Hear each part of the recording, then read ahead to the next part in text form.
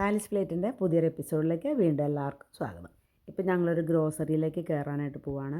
അപ്പോൾ നമ്മളുടെ ഇവിടെ എല്ലായിടത്തും നമ്മൾ കാണുന്ന ട്രോളിയുണ്ട്. അതിൻ്റെ അകത്ത് പിള്ളേരെ നമുക്ക് ഇരുത്താനായിട്ടുള്ളൊരു സൗകര്യമുണ്ട്. പക്ഷേ ഇങ്ങനെ കൊച്ചു പിള്ളേരെ കിടത്താനുള്ള സൗകര്യം ഞാൻ ആദ്യമായിട്ട് കാണുന്നതാണ്. ഇതുണ്ടോ, സുഖമായിട്ട് നമുക്ക് കുഞ്ഞു പിള്ളേരെ അതിൻ്റെ അകത്ത് കിടത്തിയിട്ട് നമുക്ക് ഈ ട്രോളി ഒന്തി പോയിട്ട് നമുക്ക് അത്യാവശ്യമുള്ള സാധനങ്ങളെല്ലാം മേടിക്കാം. ഈ ഷോപ്പ് എന്ന് പറഞ്ഞാൽ നമ്മളെല്ലായിടത്തും കാണുന്ന പോലെ തന്നെയൊക്കെ ഷോപ്പാണ്.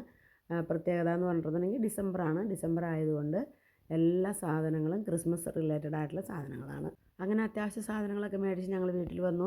2 ദിവസമായിട്ട് നമ്മൾ പ്ലാൻ ചെയ്തിരിക്കുന്നതാണ് നമ്മൾ സ്നോമാൻ ഉണ്ടാക്കണമെന്നുള്ളത്. അപ്പോൾ ഓരോരുത്തരുടെ ടേൺ അനുസരിച്ചിട്ട് ഓരോരുത്തരുടെ സൗകര്യങ്ങളനുസരിച്ചിട്ട് പോയിട്ട് സ്നോമാൻ ഉണ്ടാക്കാൻ കേട്ടോ. നല്ല പഞ്ചസാര പോലെയുള്ള സ്നോ ആണ് കേട്ടോ. അതുകൊണ്ട് പിന്നെ തന്നെയല്ല നമ്മൾ വെച്ചോടത്ത് ഇരിക്കുകയും ചെയ്തോളൂ.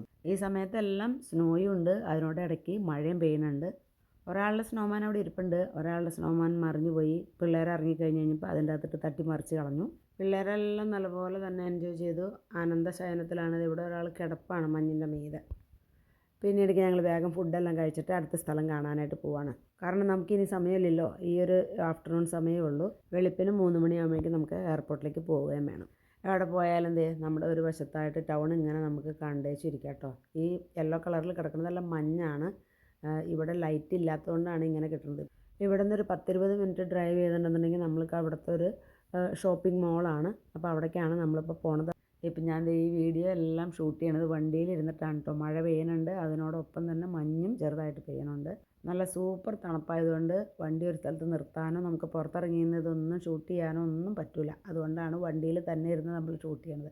ഇപ്പോഴേ നമ്മളൊരു ബ്രിഡ്ജ് ക്രോസ് ചെയ്ത് പോവാണ്. ഇവിടുത്തെ എല്ലാം കടകൾ ഞാൻ നേരത്തെ പറഞ്ഞ പോലെ തന്നെ 4 മണിയൊക്കെ ആകുമ്പോഴേക്കും തന്നെ എല്ലാം അടയ്ക്കും.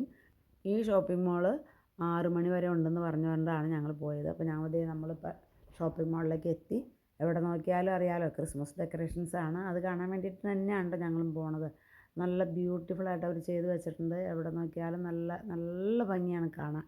ഇവിടെ പക്ഷേ കടകളെല്ലാം നേരത്തെ അടച്ചു. അല്ലാതെ കൊണ്ട് ഇങ്ങനെ ഈ ഡെക്കറേഷൻസ് ഇങ്ങനെയുള്ള ഈ ലൈറ്റുകളെല്ലാം അവിടെ കിടപ്പുണ്ട്. അപ്പോൾ അതൊക്കെ ഞങ്ങളിങ്ങനെ ജസ്റ്റ് ഒന്ന് കണ്ടു. ഈ ഷോപ്പിംഗ് മോളിൻ്റെ ഒരു വശത്തായിട്ട് റെയിൻഡിയറിനെ ലൈറ്റ് കൊണ്ട് ഉണ്ടാക്കി വെച്ചേക്കണമെന്ന്. അതുപോലെ തന്നെ ക്രിസ്മസ് ട്രീ, ഒറിജിനൽ ക്രിസ്മസ് ട്രീയും ഉണ്ട് കേട്ടോ. ഈ നിൽക്കുന്നത് 2ഉം ഒറിജിനൽ ക്രിസ്മസ് ട്രീകളാണ്. ഇനിയിപ്പോൾ അതിൻ്റെ കൂടെ നിന്ന് കുറച്ച് ഫോട്ടോസൊക്കെ എടുക്കാമെന്ന് വിചാരിച്ചു. അവിടെ നിറച്ച് മഞ്ഞ് വീണ് കിടക്കുകയാണ്. ഈ മഞ്ഞ് വീണ് കിടക്കുന്നതിൻ്റെ മീതേക്ക് മഴ പെയ്ത് കഴിയുമ്പോൾ സ്ലിപ്പറിയാണ്. നമ്മൾ പെട്ടെന്ന് കാല് വയ്ക്കുമ്പോൾ തെന്നിപ്പോകും. അതുകൊണ്ട് വളരെ കെയർഫുള്ളായിട്ട് വേണം അതിൽ കൂടെ നടക്കാനായിട്ട്. ഫോട്ടോസ് എല്ലാം എടുത്തു. ഇനി നമ്മൾ പതുക്കെ തിരിച്ച് പോരാണ്. ഇനി നമുക്ക് തിരിച്ച് പോകുമ്പോൾ ഔട്ട് സൈഡിലുള്ള കാഴ്ചകളെല്ലാം കണ്ടുവച്ചിരിക്കാം.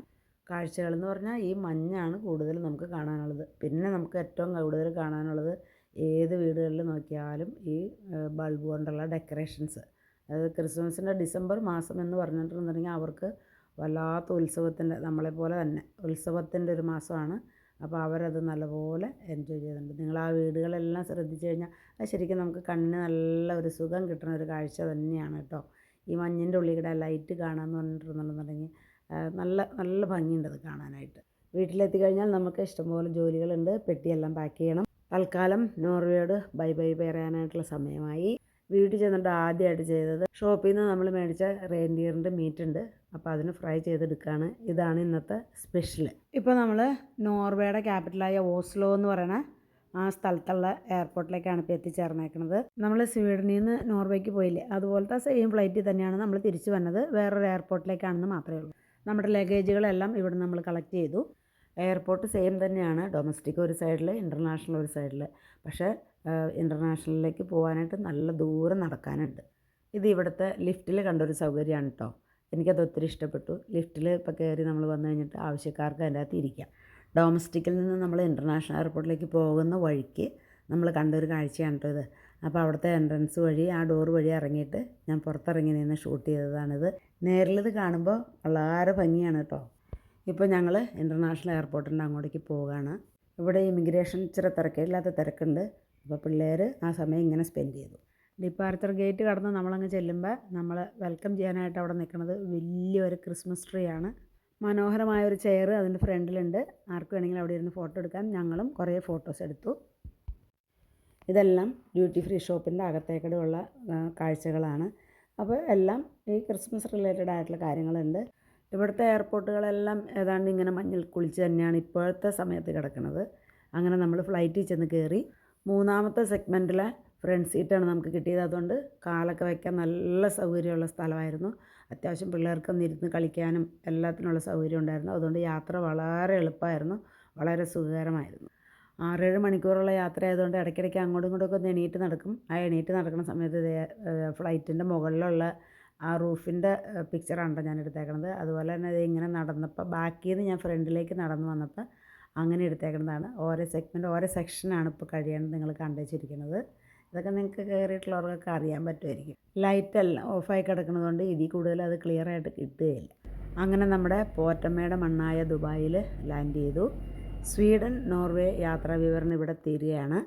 ഇവിടങ്ങളിലൊന്നും പോകാൻ പറ്റാത്തവർക്ക് ഇത് ഉപകാരപ്പെടട്ടെ എന്ന് ഞാൻ ആഗ്രഹിക്കുകയാണ്. അപ്പോൾ അടുത്തൊരു നല്ല വീഡിയോ ആയിട്ട് കാണുന്നതുവരേക്കും ബൈ ഫ്രം സാലിസ് പ്ലേറ്റ്.